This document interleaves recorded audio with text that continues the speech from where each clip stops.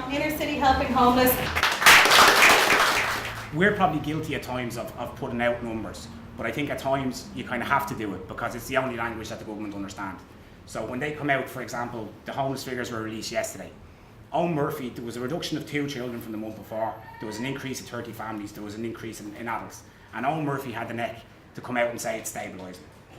Homelessness is at the worst it's ever been in the history of this state, and yet our government will stand up there and tell you we're in recovery.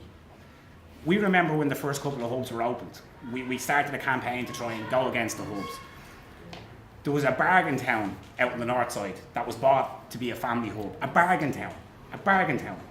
Like, how in the name of God is that a home for any child to live in? I had to bring my daughter to A&E in Our Lady's Hospital for security watch for 3 days. As she was getting dressed to go in robes and putting them around her neck.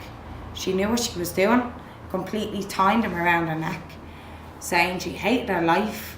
And the quote she used was, "I hate this kip. I just want a home. I want my friends to sleep over. Mammy, why do I feel like this? Because I don't know why I feel like this. And if I don't know how my daughter feels as a mother, I'm not inside her body. I cannot tell him. I can only see by her expressions. And by them expressions, she seemed upset. She seemed withdrawn from people. And also school has said she's a withdrawn child. She won't mix with children. She sits right beside the teacher's desk. We need to build public housing, we need to cap rents, we need emergency housing that's dignified and private. We need to make laws so that landlords and vulture funds can't evict people to make more money. That's a disgrace. And I think, we've known this for quite some time. And the obstacle, like Jen said, is that they're not listening to the people. The people who are supposed to be representing us are listening to vested interests, they're listening to landlords and vulture funds. My son breaks down crying every night about how ashamed he is, how lonely he is, how he doesn't want anyone in his school to know, how if they find out. And I try and make him, I try and educate my son as to what's going on in Ireland. But he's 10. I was 13 when I lived on the streets. He's said that he knows where the big knives are. He knows where the big knives are and that he doesn't want to live anymore, and what's the point of living, because if it's just going to be like this, and how lonely he is and that he has no friends, and when's it going to be my turn, Mammy?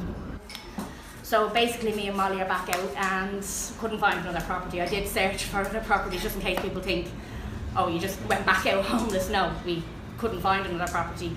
So we're in a hub and we're told now you're stuck on the transfer list. You're not homeless. You're on the transfer list. Another hub? We're in a hub, yeah. We're in a hub. The transfer list to another hub? No, we're in a hub, but we're not on a homeless list. We're not homeless. Yeah. Statistically, you're not homeless. Yeah, statistically we're not homeless. We're on a transfer list. But if we don't find another HAP property in 6 months, we're going back on the normal housing list. But we'd be in a hub. You're not homeless though, you're in a hub. I would implore everybody who watches this film, share it on Twitter, show it to all your friends, contact your local TDs and councillors. On our Twitter page, we've made up a document, I hope Joe has it, a downloadable letter that's a template that you can then email to anybody that you need to. And just remember, this could happen to your sister, this could happen to your friend, this could happen to your aunt, this could happen to your niece, your nephew. Anyone in your life. It nearly happened to me 4 years ago. I was that close to it, and it was, I think because I was outside of the Dublin jurisdiction, I got lucky.